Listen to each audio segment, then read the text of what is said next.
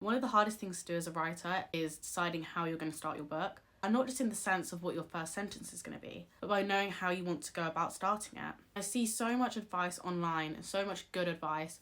I thought today I would give you my advice on how to start writing your book in 2025, coming from someone who has written 7 books over the past 5 years. I know that sounds a little crazy.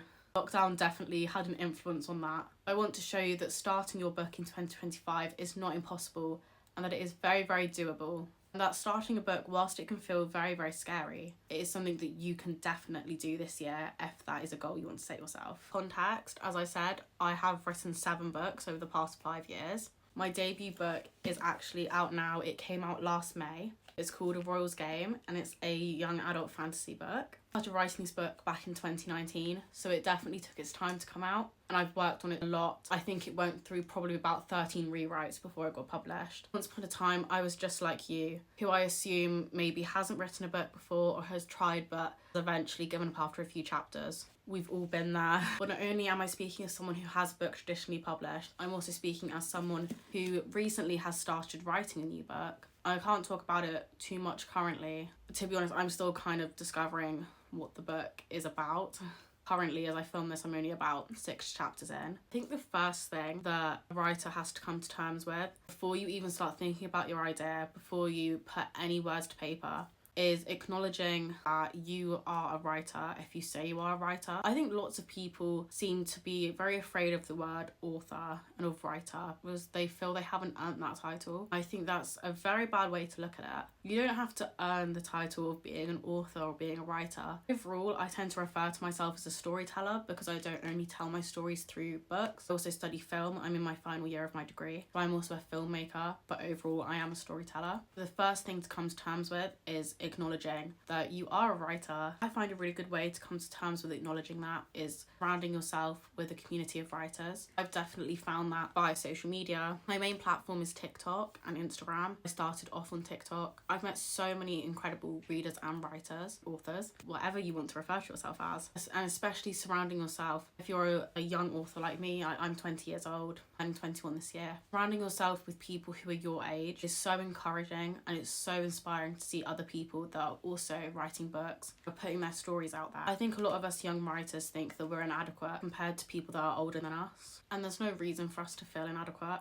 I think certainly your storytelling is enriched by your life experience. My writing has changed so much as I've grown older. For example, the first draft of A Royal's Game is so different to this published book because I have gone through more experiences in my life. I've gotten older. My writer voice has developed as I've gotten older through confidence and through practice. But surrounding yourself with a good community really helps you feel like you can start to write your book. It never truly goes away. Everyone talks about imposter syndrome. I definitely experience imposter syndrome regularly. I felt it on my publishing day. But there's ways to deal with it, there's ways to cope with that. And of course, one of those ways is, as I said, surrounding yourself with a good community of writers. Now, moving on to actually starting your book and how to even go about that. As a storyteller, I consistently have ideas almost attacking me. I have a whole thing on my notes app. It's just tiny ideas that I could make into books in the future. I kind of have a whole repertoire of books that I plan to write over like the next 10 or 20 years, which I know not everyone has. It links to the first thing that I want to talk about, which is your idea.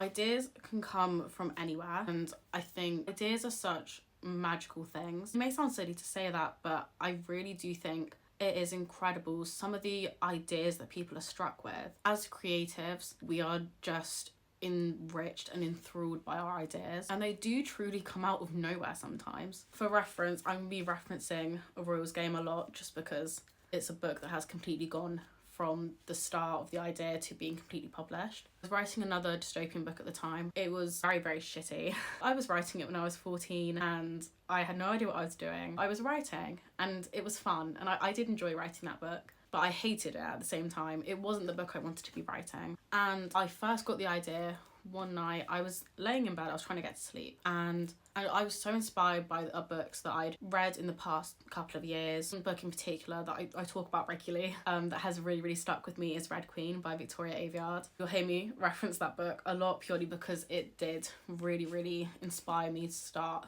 taking writing seriously. I really wanted to write something like a queen, and I'd also obviously read The Hunger Games, I'd read Divergent. How can I make the story my own and make it unique and make it personal to me as an author? How can I put my author voice in it? And the first thing that came to me was knowing that all these dystopian books are written by American authors and they're set in dystopian America. And I really, really wanted to write a book that was set in dystopian England. If you can't tell from my accent, I'm British. I live on the south coast of England. And I thought to myself, what is one of the British things throughout our history that I could adapt to become this sort of dystopian setting for my book? History is such an amazing thing to take inspiration from. So many authors do it. Obviously, there's a whole historical fiction genre. You see so many historical retellings. You see so many historical settings. And one of the things that immediately struck me was I wanted to place my protagonist not with a family, not where it was just about getting by. I wanted to make her the lowest of the low of society. And the thing that struck me was workhouses. I'd learned about them when I was in primary school, when I was like 10 years old. I thought to myself, this is the little bud of my blossoming flower of an idea. I leapt out of bed, I grabbed my notepad, which I still have somewhere. In that notebook, it has the original line that I wrote, so I would remember it when I woke up. Why I didn't write it on my phone, I don't know. I think I actually nearly tripped and fell on my face as I did it, because I didn't turn my light on either, because that's smart. And from there, knowing that I wanted the protagonist to be in a futuristic workhouse in dystopian England, started to build the world building especially. Do you know what? I spent the entire weekend making the world building. The majority of it it's not even in this published version. I was very much making the world building that I thought was expected of me as a fantasy author. That's a whole nother thing to get into of writing how you want to write. I might talk about a little bit later. It's just an example to show you that ideas can just attack you. They can come from anywhere. To reference the book that I'm currently writing, one of the few times I will tell you information about it because I'm keeping it very close to my chest. I do mention a little bit about it and post some of the aesthetics on my Instagram. You should definitely go and follow it. One of the places that I got the idea for my book from is from the Taylor Swift song I Hate It Here, from the Tortured Poets Department, the anthology. Songs and music, especially for me personally, I talk about this a lot. Whilst I am not a music artist, I feel a very deep connection to music. If anyone knows me, if you can see the posters in my room, I am a huge fangirl. It influences my writing. I think music is such an incredible place to get inspiration from. Not only did I get inspiration from that song, but also from films that I've seen and from books that I've read. I've definitely got ideas from Caraval by Stephanie Garber, which is one of my favourite fantasy series. I literally have the special edition. It's absolutely gorgeous. So from Nutcracker and the Four Realms, I love the whole vibe of that film. It's gorgeous. Also just from classic stories like Alice in Wonderland. That's all I'm going to say about that book for now. And they don't just come from other media. They can come from things that you've experienced. They can come from things that you've heard about other people experiencing. They can come from things that you overhear. As someone that's worked in hospitality since I was around 14, 15 years old, currently work as a barista at Waterstones, the things that I hear customers say, whilst I don't say word for word things that I've heard customers say or customers have said to me, working in a hospitality job, it gives you such an insight into everyday people and so many different types of personalities. I know a lot of writers, they like to just go out to a park and just sit there and observe. And that's very similar to working a job, serving customers. There's obviously the classic saying of write what you know. And I don't think I ever used to understand that. But write what you know is not necessarily the main character, how you would act, or only write things that you've experienced. Your own personal experience can definitely enrich your writing, but it's write everything that you see, everything that you hear. A really good book that I would recommend to read that's called Big Magic by Elizabeth Gilbert. Some people hate that book. I read it actually because Olivia Rodrigo mentioned it in an interview, and I read that book last year and I was so inspired by that book. I think it talks about creativity in such a fresh way. At least for me, I'd never heard anyone talk about creativity in the way that Elizabeth Gilbert talks about it in that book. She talks about where ideas come from. Very similar to the things that I'm saying in this video. So if you want to hear a little bit more about where ideas come from, I would definitely recommend listening or reading that book. A very honourable mention of where ideas come from is, of course, Pinterest. I think all of us creatives, no matter what discipline you're in of storytelling and creativity, we all love Pinterest. If you don't have a Pinterest account, you've got to hop on it. Pinterest is a perfect place to make your mood board, inspiration. I get so much costume inspiration for my characters from looking on Pinterest. This is just a great resource for visualization. Also, actually, for character names, I find a lot of them on Pinterest. Okay, so I've kind of rambled a little bit about ideas. Moving on to actually constructing your narrative. There are two types of writers generally. There are plotters and there's pantsers. So plotters generally like to outline everything that can span from the general outline of the book or outlining every single chapter. And then on the opposite side, you have pantsers who just go for it. I used to be a pantser. I used to just go for it and write. I think now I'm a lot more in between the two. For example, the book I'm currently writing, I word vomited the idea that I had and the way I wanted the narrative to go. And to always, in my head, I have the beginning quite clearly envisioned and sometimes the ending quite clearly envisioned, but it's the middle part, struggle with the middle part of the book. I think even if you are drawn to being a pantser and you just want to go for it and you don't want to plan, I think it's a really good approach to writing and storytelling because you don't want to feel boxed in by your outline. I think if you find a really happy medium between plotting and pantsering, then that allows you to be as explorative, is that a word? You want to explore the world and the characters as much as you want without being too ruled by your outline that you've written. I would recommend that if this is your first book that you're writing, if you can, maybe just write a very brief outline. You don't have to know everything. For me personally, I tend to neaten up the narrative after I've written the first draft. You want to outline it fully before you start writing, which I think is a completely valid way to approach the book. There are a couple of different narrative structures that you can go for. I'm only going to talk about the more generic and I guess commercial narrative structures. They're well used and they're very popular, but they're popular for a reason. There's firstly the 3-act structure. I will insert a little picture on screen to kind of give you an idea. You've probably learned about it in school. It's faultless at the end of the day. It works just for your very basic plot points. There's also, if anyone has studied film or media, there's also Todorow's narrative theory. Again, I'll put a picture here on the screen. It's very similar to the 3-act structure, but it's used more commonly in film. But of course, narrative is not the only thing to consider in writing a book. For me, my 3 main elements when I'm looking at starting a new book is narrative, characters, and world building. For me, I am a character-driven writer, so my stories are very much driven by the particular personalities of the characters and who the characters are. Character-driven stories tend to be very ruled by their characters' decisions, and compared to narrative-driven stories or plot-driven stories, where you could kind of place any character in their roles and the story would still make sense, character-driven stories are very much where the characters are the force of nature in the book. And that's what I love writing. When I first started writing a roles game, I printed off typical kind of character sheets where you answer all the questions like, how old are they? What's their height? What's their hair colour? Ethnicity are they? Etc, etc. I think it's a really good base to have. On my laptop, I have a world building master doc, which I have formed over the many, many drafts of a roles game and the other books in the series, which includes a page for all the main characters. It has so much information on them. You don't need to do that when you first start writing a book. That is something that you build over the drafts that you write.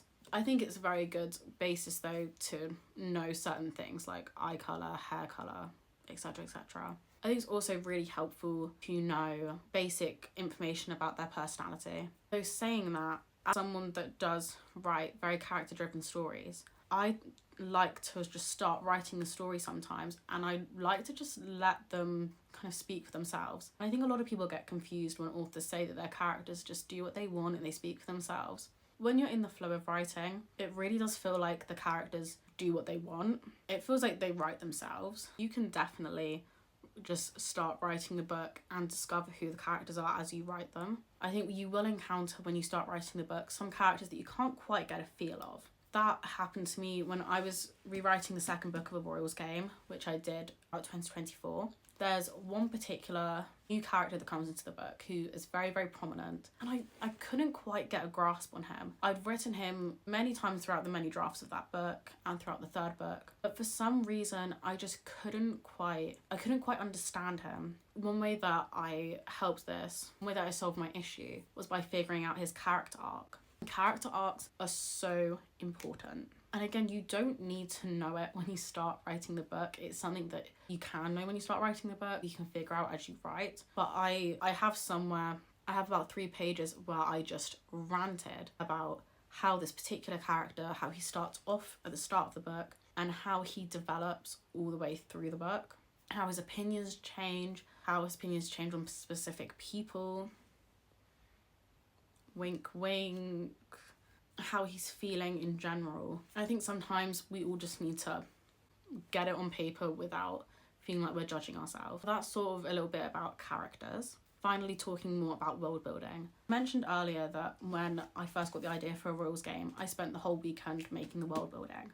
I want to stress that you should not put so much pressure on yourself to create the world before you start putting pen to paper. I did that, and essentially none of the world building that I created made it into this final published copy, or even stuck around for many drafts. The only bits that stayed were the very simple concepts that I started off with. One of them being how the dystopian England is basically an amalgamation of so many parts of history that have been kind of updated and manipulated by the royal family to fit how they want their world to be. Victoria Schwab, who is another author who I very much look up to, she's the author of A Dark Shade of Magic, also talks about this. I went to her author event for Fragile Threads of Power, and she talks about how she makes her world building. If anyone's read A Dark Shade of Magic, you know that her world building in that is incredible. She talks about how she starts with a basic idea, it's a very simple idea that you can grasp, and then you build off of it. It doesn't have to be fancy, it doesn't have to be complicated. You can make it complicated, of course, but I find the most effective world building, and it's the same with narrative as well, starts off very basic and you build from it. Then it's not overwhelming for the reader, it's not overwhelming for yourself, and so you can make each part of the world building make sense. Something that when she said it at her author event, I realised, oh wait, that's also my approach to world building. A lot of us do that without realising it. So once you've got those 3 elements sort of underhand, at least you've got a basic idea of them, I would say that you are pretty set up to start writing your book. However, one of the very, very big things that I find stops people from writing their book, and it's probably stopping you from writing your book and has stopped me from writing my books, is time. Especially as young authors, I think we feel the pressure of time more than a lot of people. I talk about this in my How I Got Published video, about feeling the pressure of time and how you set yourself a goal. Oh, I want to publish the book before I'm 18. I want to publish it before I'm 21. All of these time restraints, unless you are actually on deadline with your publisher or with your agent, these deadlines, whilst they can be motivating, can also be very crushing. And especially if you've never written a book before, you're still quite new to writing, or even if you've been writing for decades, you don't want to put too much pressure on yourself. You cannot force a story to come out of you. You can work at it and you can put energy into it, but I truly believe that the story will come in time. But relating more to making time for your writing can be very, very difficult. Lots of writers who have full-time jobs talk about how difficult it is to make time for their writing. It goes hand in hand with if you have school 5 days a week, if you're at uni, if you're at college. It can feel very difficult to make time for your writing. It's definitely something that I struggle with as well. Some writers like to wake up at awful hours in the morning and start writing before their day begins. I think if you want to take that approach, go for it. I'm not that type of person that can do that. Finding little pockets of time in your day, start writing, even if it's just a sentence or a paragraph, a couple of 100 words, that can really help you to get started with your book.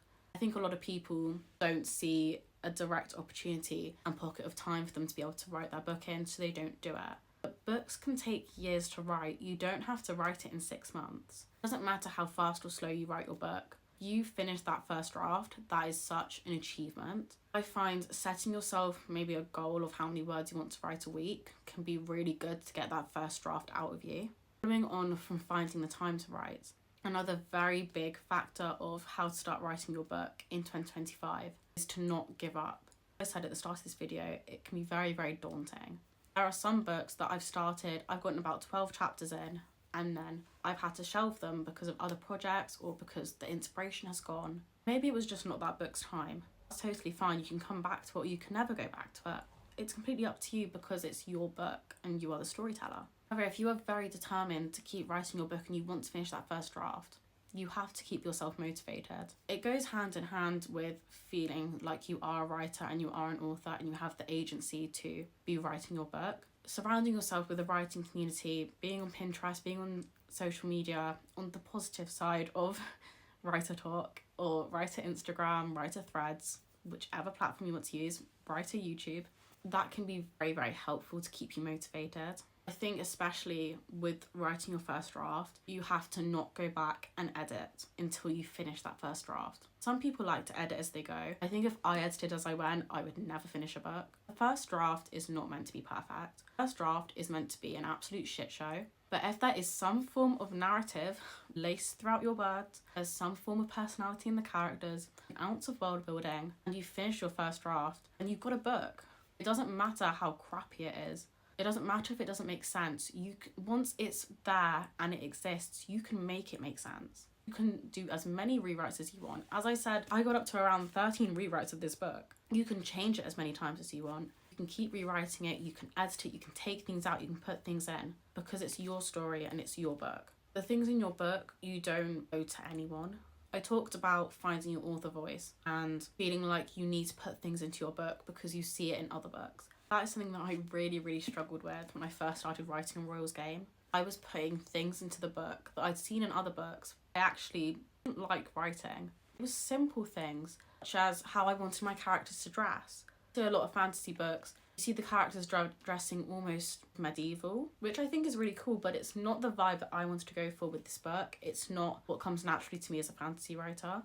I wanted my characters to be wearing regular trousers, jumpers, jackets, shirts, dresses, skirts, blouses. And I had to tell myself, that's okay to put in my book. It may sound silly, it may not be something that you struggle with, and if you don't, please feel very lucky that you don't. But I know a lot of people, including myself, feel that we have to write the way that other writers write. The more that you continue with your book, the more that you then feel confident with your idea, with your own voice, the more that you feel like you won't need to include certain things in your book. Of course, nothing is original anymore. Everything has been done. There are a lot of books out there that I read and they are so similar to other books. It's something that is unavoidable because genre is classified by things being similar and that's why they're in the same genre. But that is still no reason why you should feel pressured to make your book like something else because you think that is what is going to sell. And what I'm trying to lead into is write what you would enjoy to read. I've found that the books that I have continued writing, I felt passionate about, are the books that I would want to read myself. Writing something because you think it's going to sell, or you think it's more marketable, or you think it's trending. Maybe it will land you an agent, maybe you'll get picked up by a really, really big publisher, maybe you'll sell millions of copies. But if it's not a book that resonates with you and you don't feel your voice has come across in it, you're not passionate about it, then that book will not truly feel like your book. It will just be something that has sold and has done well. I very much treasure my creativity. I treasure my writing. The books that I put out into the world feel very connected to myself. They're an extension of myself, essentially. And I understand that can sound very scary if you've never written a book before. But I really want to stress that you should be writing a book that you would enjoy to read. You should be writing the book that you need, not a book that someone you've seen online would need. To recap the things that I've said of how to start writing your book in 2025, feeling within yourself and knowing within yourself that you are a writer, you are a storyteller, you are an author, and that you can write the book, where your ideas can come from, creating a basic narrative, world building, and characters, spending the time and managing your time, making the book your own and making it resonate with you. To conclude, I would really stress that writing a book is all about perseverance. You're gonna feel downtrodden, you're going to feel like you want to give up. There's gonna be weeks where you go without writing. There could be months where you go without writing. It can be a very up and down process. It is never simple and straightforward. But if you want to do it and if you set your mind to it, it is so doable and you will be able to write your book in 2025. And even if you don't finish your first draft this year and it goes into 2026, that's perfectly fine. There is no deadline on creativity. There's no ticking time bomb on your book. You have all the time in the world to write it, and do not feel like write it quick enough, it's going to go away. Because creativity never goes away and creativity will never ever die. I hope this video was helpful. I hope it was somewhat inspiring. I've had lots of people on my social medias ask me for this sort of video. I might make a second video to this if I think of any more tips. I also post a lot of writing tips on my TikTok and on my Instagram, which you should totally go and follow. I'll put them in the bio. I'll put them here as well. If you want to buy a Royals game and see the extension of my soul, I will put that in the bio as well. See more videos similar to this, you should definitely subscribe. So, like I said, check me out on my other social medias. I hope this has inspired you to write your book in 2025. And if you do start writing your book in 2025, please let me know. Shoot me a DM, comment on a TikTok. I always love to meet more writer friends and expand my writer community. Because writing is scary and I think we should all support each other. If you haven't watched my How I Got Published video before this, you should definitely go and check it out. It's goodbye from Royals Game and goodbye from me now. And hopefully I'll see you next time.